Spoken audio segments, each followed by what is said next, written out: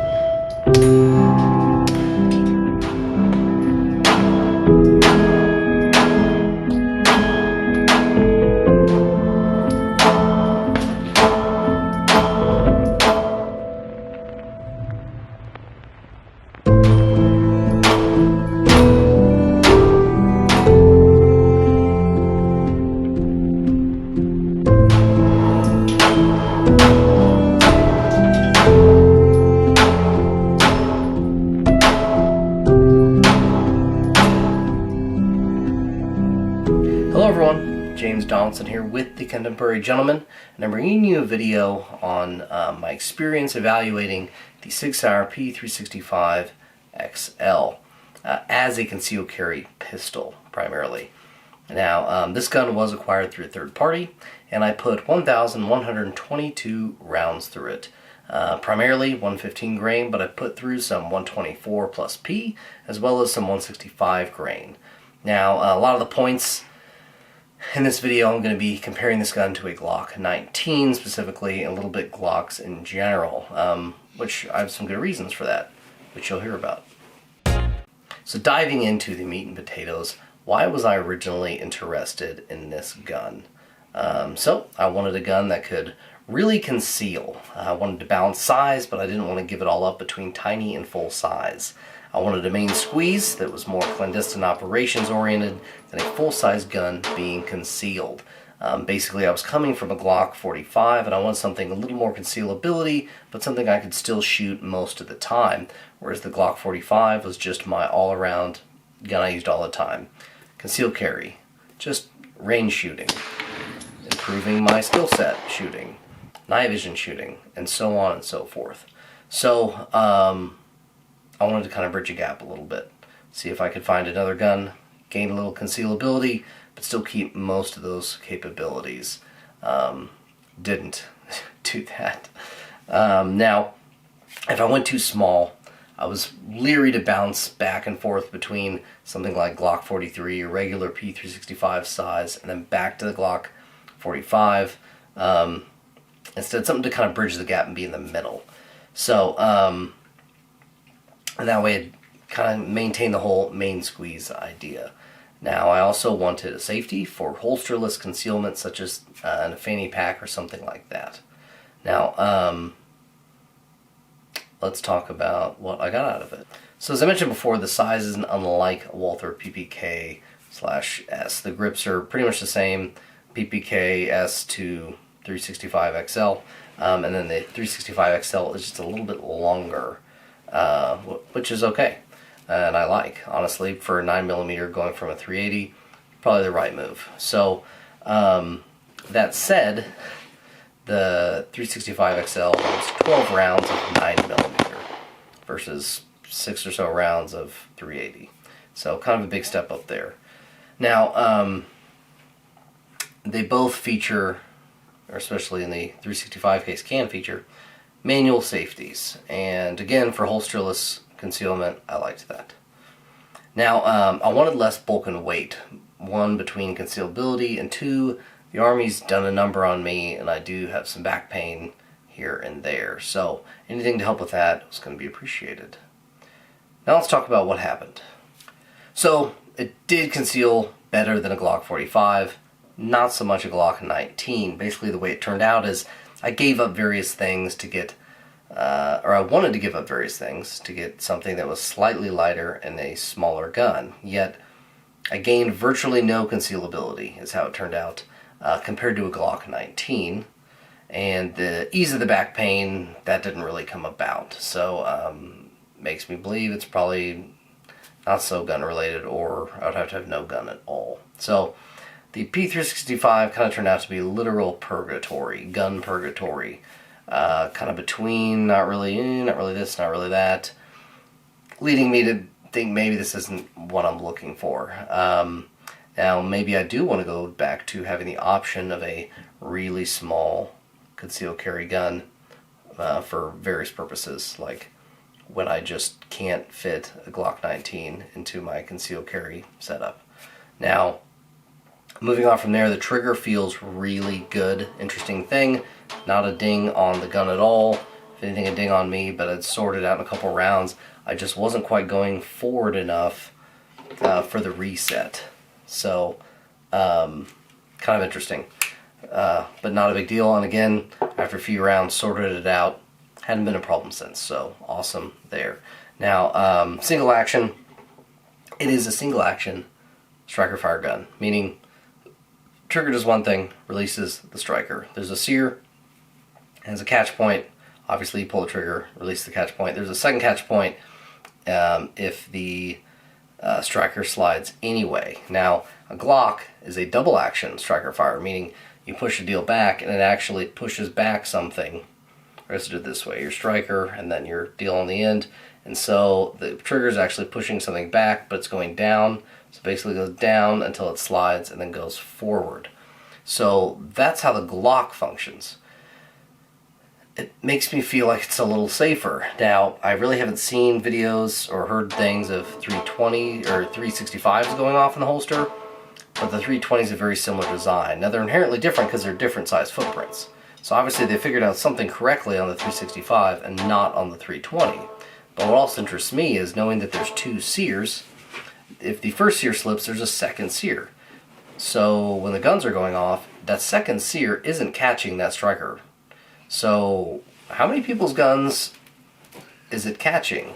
So are there way more guns where the striker's assembly is coming off the sear and people just don't know because it doesn't go off because it gets caught by the second sear?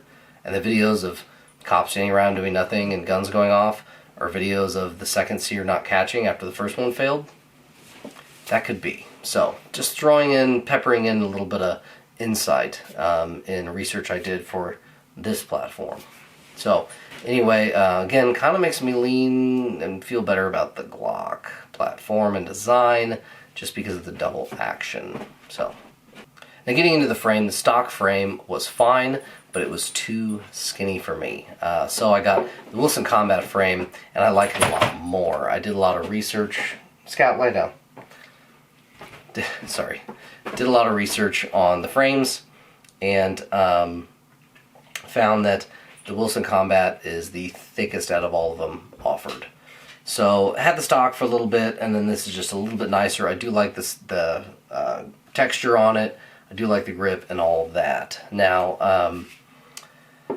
I don't know if this is the Wilson Combat frame problem or just the frame problem for the P365 in general, but I tightened the Streamlight too much. Basically, I tightened it, thought it was whatever amount, hand tighten, and the gun wouldn't go into battery. I couldn't figure out why, because I had just had the slide off of it. So then I finally figured out that the light was too tight, and I had to loosen a little bit, and then it went into battery. The reason I haven't tested it on the stock lower is because I want to move I'd have to move all the stuff back over to really give it a fair shake. I just don't want to do it, but honestly, it's irrelevant to me. Because at the end of the day,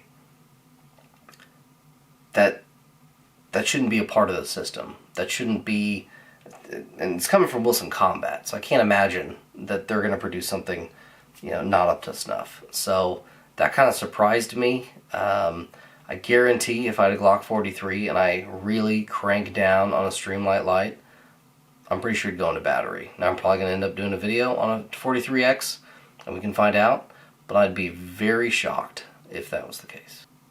Now, getting into the safety. So, didn't end up using the safety really very much, except for like in a safe or car storage, or for the fanny pack, or when reholstering after shooting, because it does make me nervous sticking something in there. So safety on, reholster, safety off, then go about whatever.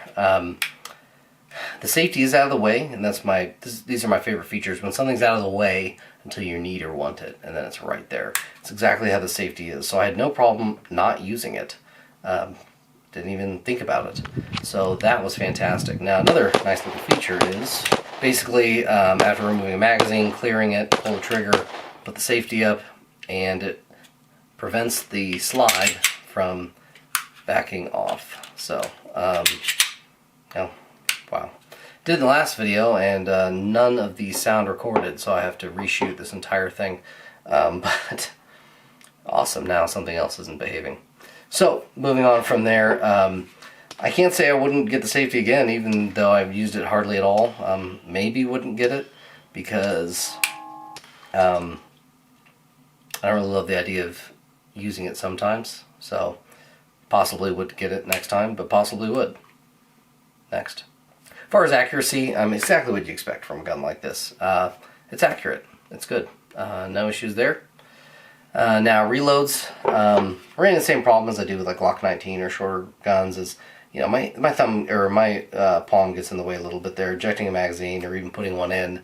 Glock 19 with gloves on, just very difficult. But that's why I have a Glock 45. I don't use the 19 for stuff with gloves.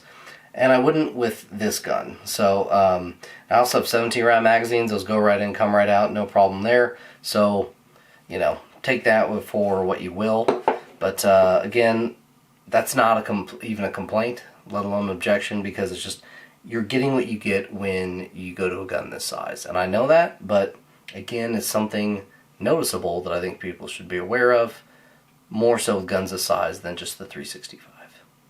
Malfunctions, I had one hang up in over 1,000 rounds. It was likely an ammo issue because it was one hang up, and it was cheap range ammo. So the gun had no problems before or after. So this is what it is. Now it was a suppressor host. It's not a good suppressor host. It cycles perfectly reliable. In fact, the one malfunction it had, it wasn't suppressed when it happened.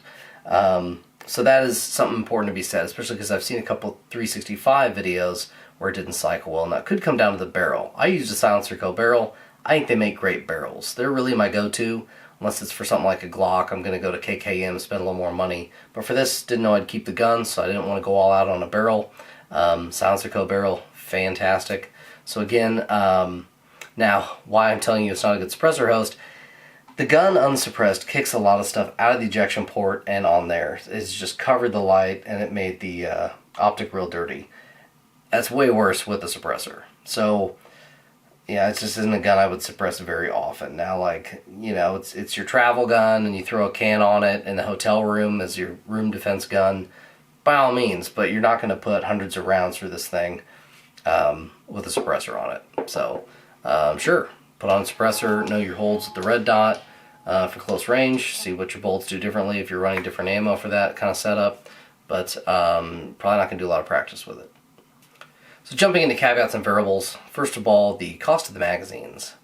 Yikes. Now that's coming from a Glock guy. I understand this is kind of par for the course getting into other brands, really. So it is what it is, you know. Pay to play, if that's steep. It's like $50 for a magazine. It's crazy. $40 or $50, something like that. And so it's just like, well, buy the gun, get a couple extra mags when you get it. 6 months later, buy another couple magazines, figure it out over time. Can't really do anything about that, but do understand what you're getting yourself into. Now the gun gets hot after 50 rounds. It just does. And I understand where people don't see it as an issue because they're like, well, you know, you don't need to be shooting 50 rounds. Yeah, for a self-defense situation, I'm tracking that. No one probably has 50 rounds on them if they're carrying a gun like this. But if you're practicing, especially as not often as people practice, they should put a minimum of 100 rounds through a gun. Bare minimum 50. So if it's heating up in less than 50, it's a little bit of an annoyance. Now again, it's a complaint, not an objection. I'm not telling you not to buy the gun for that reason, but it was a noticeable thing. I'm going to be very curious if a Glock 43X does that, because I was just kind of surprised. Now I understand scientifically there is less metal, so therefore there's less absorption of that heat. This will heat up fast, and then it will dump the heat relatively fast. You're going to experience that heat. I understand how that works. It was just a noticeable thing, because I haven't noticed that on a gun before. I also haven't shot many guns this size, so again, kind of going back to some of the other things like the reloading, you got to pay to play. But I do just want to say, like, yeah, I get I'm not shooting 50 rounds in a self-defense scenario more than likely. Come on, guys. Seriously. Anyway, not saying don't buy the gun for that reason. Just be aware of it. Now, regarding the grip size in general, yeah, I was able to train around, I was able to shoot the gun, but it's not comfortable. I can get comfortable behind a Glock 19, even a 26 for that matter. But this, I have big hands, the way I grip it, it was weird, the way the light and everything, you know, yeah, I could shoot it, but I didn't really enjoy it compared to how I might enjoy shooting a different gun. So, there is that.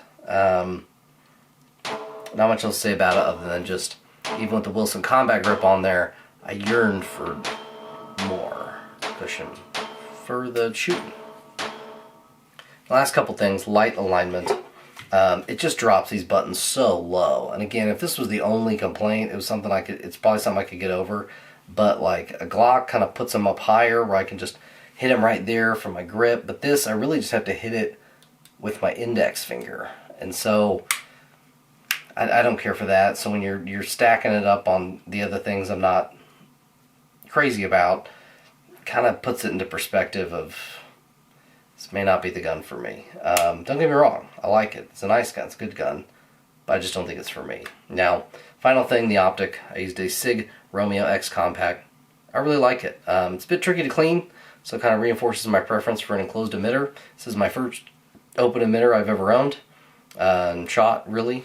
And as far as those goes, I do like it. At the end of the day, if it gets dirty in there, it's just like shooting occluded with a piece of red tape, and you see the red dot. Great, not a problem. So yeah, as you'll see in a video clip, these would get so dirty that I would put tape over them. Granted, the muzzle blast would take the tape off the light, but I was shooting with a piece of blue tape, so really that's no different than shooting it if I never cleaned it. So yeah, and again, dirty on both sides because it's open emitter. So there is enough lint crap getting in there that is difficult to clean, whereas this is a little easier to wipe off. So take that for what it's worth. And now the close. While this is a good gun to conceal, I will not be continuing to use this gun. Overall, it is a good gun. I still recommend this gun to people interested in carrying concealed. However, this gun does not work for me and how I use tools in my gun toolbox. I was willing to give up some things going to a gun of this size. However, I didn't get anything back. At the very least, I was hoping for a gun that would conceal better than a Glock 45, especially the one I was carrying. While it does, this really does not conceal any better than my Glock 19 with an acro on it. So why give up 3 rounds, better control, compatibility with other pistols, better light placement, a wider array of options for accessories like red dots and lights, for this? All of that said, I'm talking about me. Don't forget, there is a high level of relevant subjectivity when it comes to choosing a firearm for you. Perhaps my concerns don't mirror yours, and that is okay, and the point of the video. You've heard my thoughts and can factor them into your purchasing decision. And that's exactly what you should do. Don't take my word for it. Check one out if you have the opportunity to. This has been James Donaldson with the Contemporary Gentleman, and until next time, keep your composure.